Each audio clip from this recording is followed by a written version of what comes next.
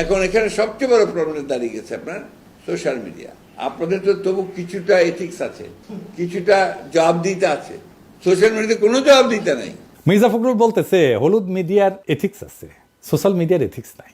তা ঠিক, আমরা তো হাসিনার প্রেস কনফারেন্স দেখতাম, তাই না? এথিক্স তো দেখতাম। ওইটি যে পুরস্কারটি আপনার প্রাপ্য হয়েছে সেই পুরস্কারটি এখন আপনি পাননি, নোবেল শান্তি পুরস্কার। আমার তো দরকার না আমি একটু বলি না, আপনার দরকার নেই, কিন্তু আপনি প্রাপ্যতা অর্জন করেছেন। আপনি চান কি না চান সেটা আমাদের ধর্তব্য নয়। অনেক প্রক্রিয়া আছে, কিন্তু আপনার এই নোবেল শান্তি পুরস্কার পাওয়ার জন্য আমার আহ্বান থাকবে, আমরা অনতি বিলম্বে সেই প্রক্রিয়াটিকে শুরু করি। ধন্যবাদ মাননীয় প্রধানমন্ত্রী।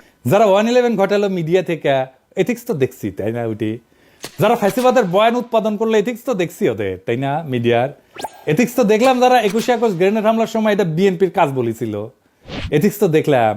তারেক রহমানকে ডেমোনাইজ করে শয়তান হিসেবে প্রতিষ্ঠিত করার জন্য দিনের পর দিন প্রচারণা চালাইছে। খুব এথিক্স না?